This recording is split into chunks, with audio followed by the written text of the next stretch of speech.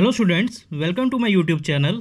देखो स्टूडेंट्स, कल हमने किसके बारे में पढ़ा था? कल हमने पढ़ा था कि जो चार्ज है वो क्या होता है, उसके बारे में पढ़ा था। चार्ज के बारे में क्या क्या पढ़ा था? कल हमने पढ़ा था, जो प्रीवियस लेक्चर है उसमें पढ़े थे हमने, इसकी डेफिनेशन पढ़ी थी चार्ज की। और क्या पढ़ा था? चार्ज के रिगार्डिंग की पॉइंट्स पढ़े थे कि जो चार्ज के क्या क्या पॉइंट्स हो सकते हैं, या हम बोल सकते हैं कि जो चार्ज की क्या क्या प्रॉपर्टीज़ हैं वो हमने पढ़ी थी। ठीक है, जो आज का लेक्चर रहेगा उस लेक्चर में हम क्या पढ़ेंगे? हम पढ़ेंगे चार्ज की प्रॉपर्टीज़। लेकिन कौन सी प्रॉपर्टीज़? जो बेसिक प्रॉपर्टीज़ जो चार्ज की हैं, जो हमारे सिलेबस में है, सिर्फ उसके बारे में ही डिस्कस करेंगे। ठीक है, जो चार्ज की कितनी प्रॉपर्टीज़ जो हमारे सिलेबस में है, तो चार्ज की बेसिकली 3 प्रॉपर्टीज़ हैं जो हमारे सिलेबस में है। ठीक है, तो उन प्रॉपर्टीज़ का सबसे पहले नाम आना चाहिए। उन प्रॉपर्टीज़ का नाम क्या है? जो पहली प्रॉपर्टी है उसका नाम है कि जो चार्ज है वो पहली प्रॉपर्टी क्या बोलती है कि जो चार्ज है वो क्या है? एडिटिव इन नेचर है। वो क्या होता है? ऐड होता है, नेचर में ऐड होता है। ठीक है, तो सेकंड जो हमारी प्रॉपर्टी आती है चार्ज की, उस चार्ज को बोलते हैं क्वांटाइजेशन ऑफ चार्ज। क्या बोलते हैं? Quantization of charge. और जो थर्ड प्रॉपर्टी आती है, बेसिक प्रॉपर्टी जो हमने स्टडी करनी है, हमारे सिलेबस में है, वो है conservation of charge. Conservation of charge. जो आज का लेक्चर है, इस लेक्चर में हम बेसिकली इन तीनों क्वांटिटीज़ के बारे में डिटेल में स्टडी करने जा रहे हैं। ठीक है, इन तो दोनों में से कॉम्पिटिटिव एग्जाम में जो ये क्वांटिटी है, क्वांटाइजेशन ऑफ चार्ज, ये जो क्वांटिटी रहती है ये हमारी वेरी वेरी इंपॉर्टेंट रहती है। इस क्वांटिटी के बेस पे हमारे पास क्या आते हैं? जो बोर्ड एग्जाम्स में सीबीएसई में न्यूमेरिकल्स आते हैं। ठीक है, तो हम इसके न्यूमेरिकल्स के लिए अलग एक वीडियो बनाएंगे। न्यूमेरिकल्स के लिए एक जो वीडियो होगी वो अलग से डेडिकेटेड वीडियो रहेगी हमारी। ठीक है, उस पर सभी टाइप्स के न्यूमेरिकल्स हम करेंगे। सबसे इंपॉर्टेंट बात ये है इन प्रॉपर्टीज़ को पढ़ना। ठीक है, तो सबसे पहले जो हम पढ़ने जा रहे हैं, पहली प्रॉपर्टी है एडिटिव इन नेचर, कि जो चार्ज है हमारा वो एडिटिव इन नेचर होता है। इसका क्या मतलब है? ठीक है, तो चार्ज क्या होता है? एडिटिव इन नेचर। तो जो चार्ज है वो हम उसको ऐड करते हैं। ठीक है, अब इस चीज़ को समझने के लिए हम एक एग्जांपल लेते हैं। हम लेटेड भी हमने एक एग्जांपल लेते हैं। हम बोलते हैं कि हमारे पास एक बॉडी है। ठीक है, ये कोई हमारे पास बॉडी है। क्या है? बॉडी है। इस बॉडी के डिफरेंट लोकेशंस पे डिफरेंट चार्जेस प्रेजेंट हैं। जैसे यहाँ पे +2 कूलम चार्ज प्रेजेंट है, इस पार्ट पे इसका +4 कूलम चार्ज प्रेजेंट है, इस पार्ट पे इधर -2 कूलम प्रेजेंट है, और यहाँ पे कितना? -4 कूलम प्रेजेंट है। यहाँ पे कितना है? +4 कूलम प्रेजेंट है। ठीक है, अब जो एडिटिव जो प्रॉपर्टी होती है चार्ज की, ये क्या बोलती है? ये बोलती है कि जो टोटल चार्ज है, किसके बारे में बताती है? टोटल चार्ज के बारे में। क्या होता? क्या ये कहती है कि जो टोटल चार्ज है ऑफ द बॉडी, जो टोटल चार्ज इस बॉडी के ऊपर जो पूरे चार्ज है उसके बारे में बताती है। वो बोलती है कि जो टोटल चार्ज है बॉडी का वो किसके बराबर है? Total charge of the body is algebraic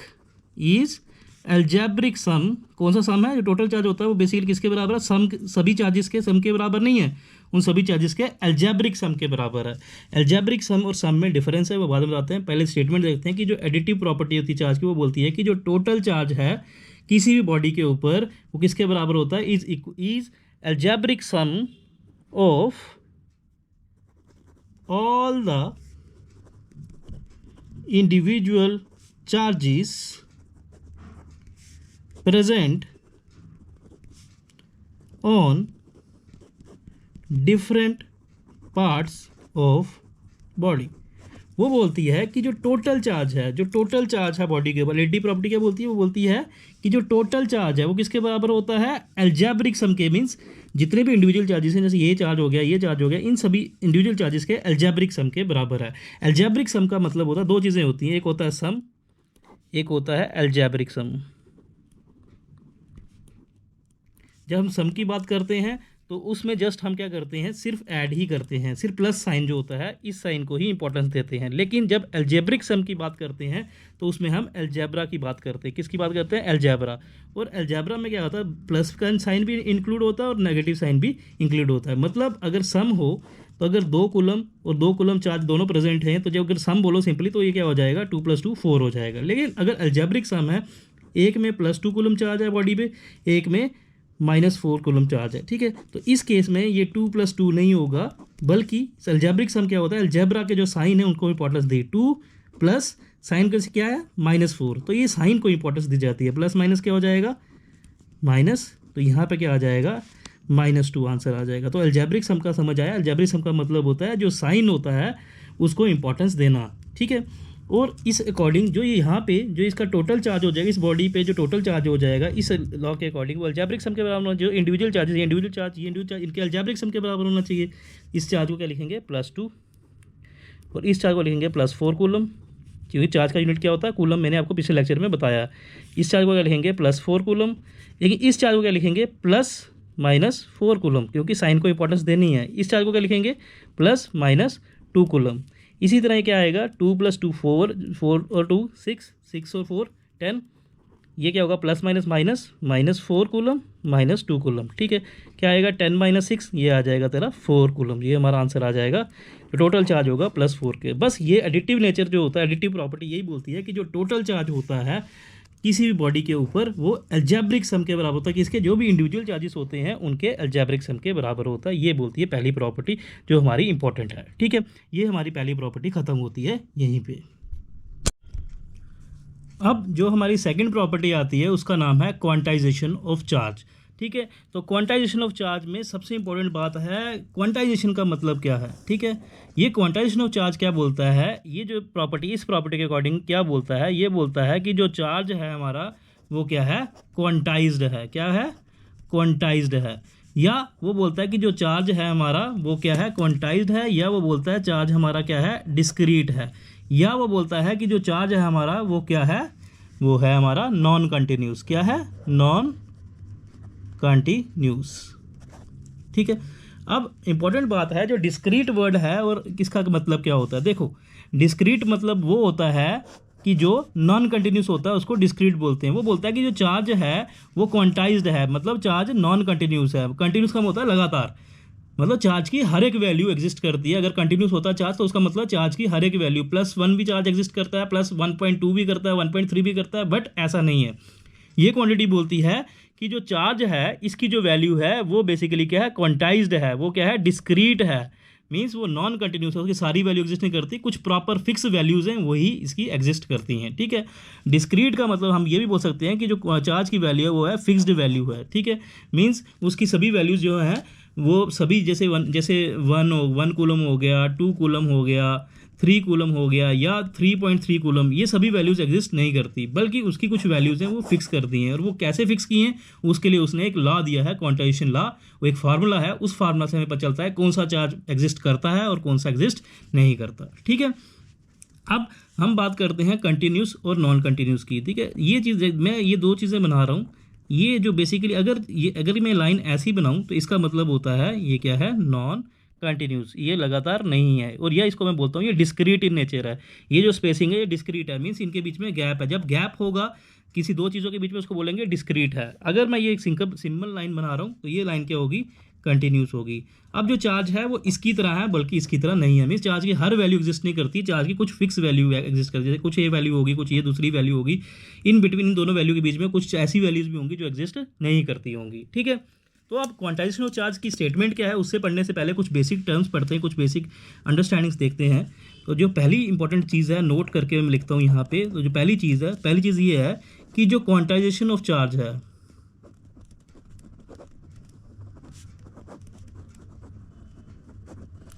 जो क्वांटाइजेशन ऑफ चार्ज का जो कंसेप्ट है ये बेसिकली क्या है एक्सपेरिमेंटली वेरीफाइड।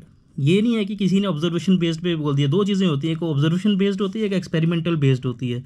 तो जो ये क्वांटाइजेशन ऑफ चार्ज है ये एक्सपेरिमेंटल बेस्ड है, ना कि ऑब्जर्वेशन बेस्ड है। इट मीन्स कि कुछ एक्सपेरिमेंट्स हुए होंगे, उस एक्सपेरिमेंट से हमें पता चला होगा कि जो चार्ज की वैल्यू है वो क्या है नॉन कंटिन्यूस है। मीन्स उसकी सभी वैल्यूज एग्जिस्ट नहीं करती हैं। तो वो कुछ एक्सपेरिमेंट्स कुछ साइंटिस्ट ने किए होंगे, और जो एक्सपेरिमेंट जो कुछ साइंटिस्ट थे, दो साइंटिस्ट थे मेन जिन्होंने एक्सपेरिमेंट्स किए थे, उन एक्सपेरिमेंट से प्रूव हुआ था कि चार्ज की सभी वैल्यू एग्जिस्ट नहीं करती, बल्कि चार्ज की वैल्यू जो है क्वांटाइज्ड है, या यू कैन से चार्ज की वैल्यू नॉन कंटिन्यूस है। जो दो साइंटिस्ट कौन से थे, एक साइंटिस्ट का नाम था फैराडे,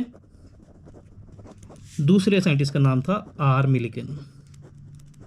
और मैं आपकी इन्फॉर्मेशन के लिए बता दूं कि जो फैराडे ने जब ये एक्सपेरिमेंटली वेरीफाई किया इस लॉ को, तो कौन सा जो अपना एक्सपेरिमेंट परफॉर्म किया था वो था लॉ ऑफ इलेक्ट्रोलिसिस। जब उसने लॉ ऑफ इलेक्ट्रोलिसिस को डिराइव किया उस दौरान उसे पता चला कि जो चार्ज है हमारा वो क्या होता है, क्वांटाइज होता है। इसी तरह आर मिलिकन एक साइंटिस्ट था, इस साइंटिस्ट ने क्या किया, एक ऑयल ड्रॉप एक्सपेरिमेंट किया, उस ऑयल ड्रॉप एक्सपेरिमेंट उसे पता चला था कि जो चार्ज है हमारा वो क्या है, क्वांटाइज्ड है। एक बात ये होगी, ये क्वांटाइजेशन ऑफ चार्ज क्या है, एक्सपेरिमेंटल वेरीफाइड लॉ है या एक्सपेरिमेंटल बेस्ड लॉ है, ठीक है। दूसरी बात क्या बोलते हैं हम इसमें, दूसरी बात हम बोलेंगे कि जो क्वांटाइजेशन ऑफ चार्ज है ये जो वैलिड है, ये कब वैलिड है, ये माइक्रोस्कोपिक लेवल पे, मीन जब छोटे लेवल पे ये वैलिड है, मीन जब चार्ज को हम स्मॉल क्वांटिटी माने तभी ये वैलिड है। माइक्रो का मतलब होता है स्मॉल, वेरी स्मॉल। कितना स्मॉल, 10⁻⁻3, ठीक है।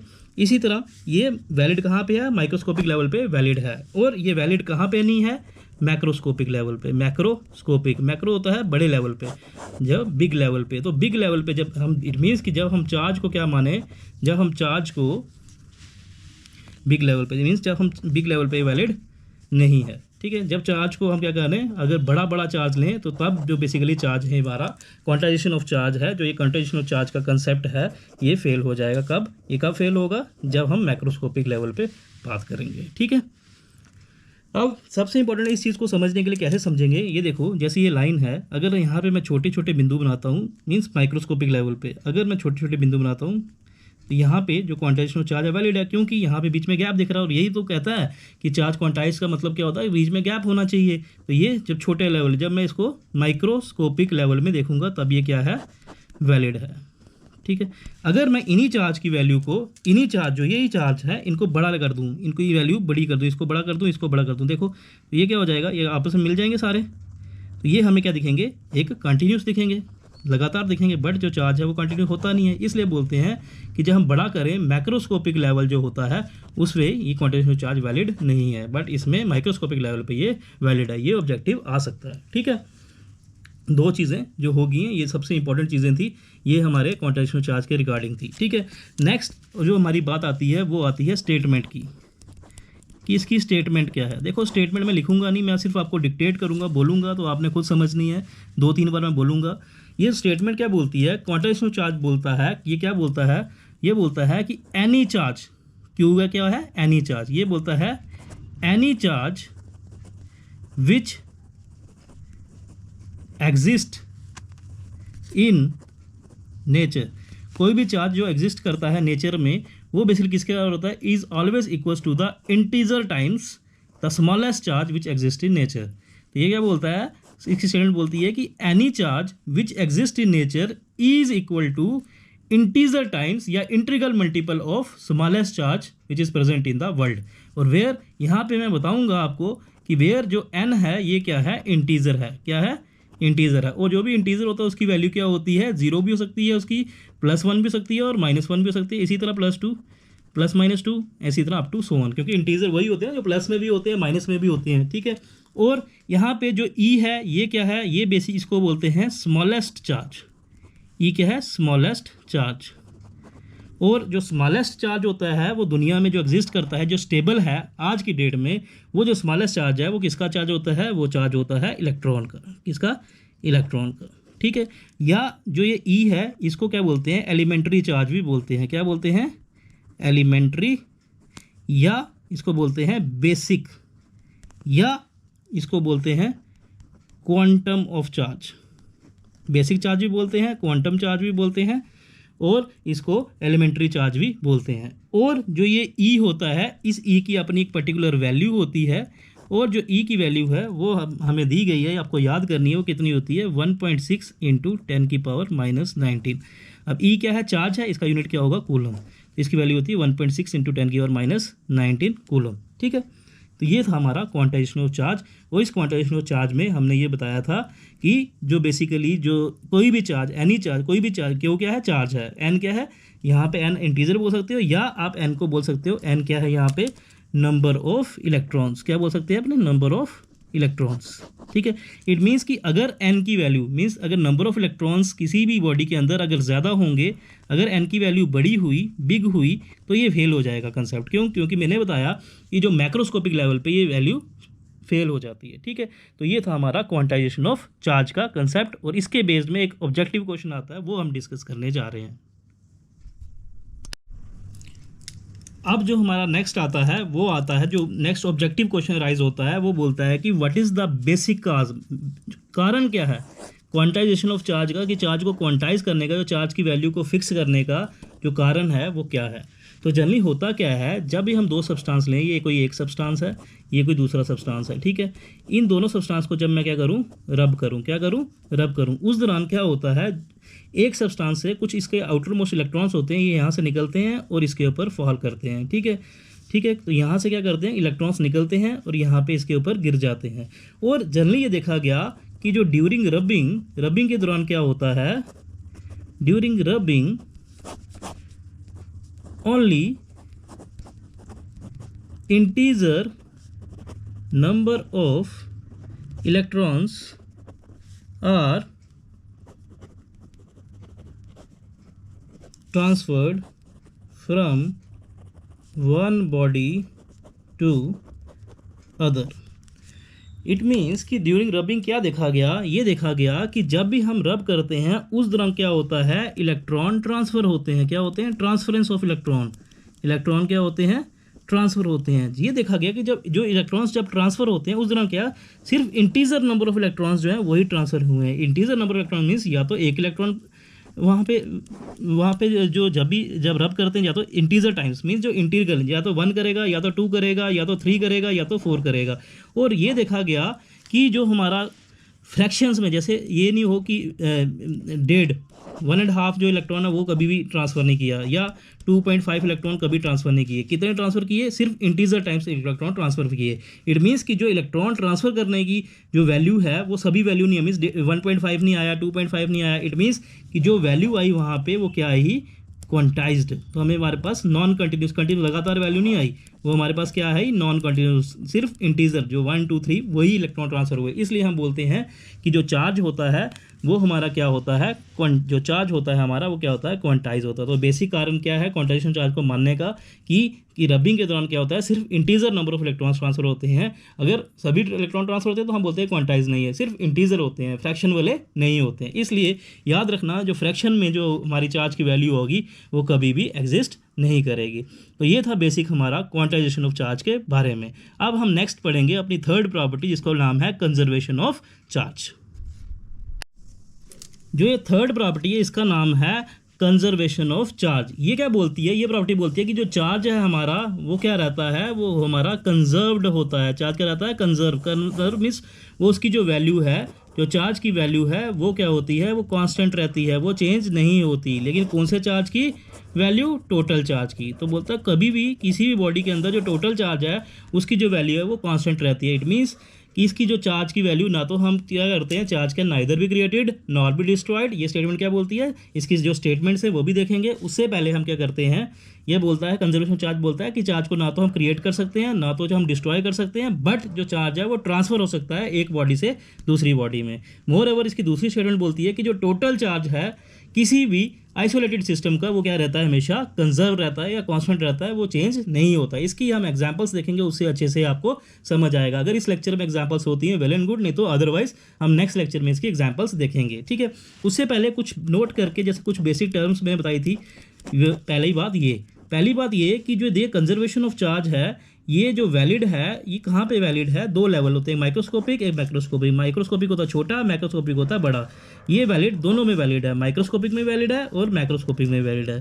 तो ये हमारा माइक्रोस्कोपिक लेवल पे भी वैलिड है ये लॉ, और ये लॉ हमारा मैक्रोस्कोपिक लेवल पे भी वैलिड है, ठीक है, एक पॉइंट। दूसरा पॉइंट, जो ये लॉ होता है, ये लॉ है, इसको हम क्या बोलते हैं, ग्लोबल लॉ भी बोलते हैं। क्या बोलते हैं, global law. It means global law का मतलब है कि जो ये लॉ है ये through out the universe valid है। इसलिए हम बोलते हैं कि जो टोटल चार्ज होता है यूनिवर्स का, क्या बोलते हैं, टोटल चार्ज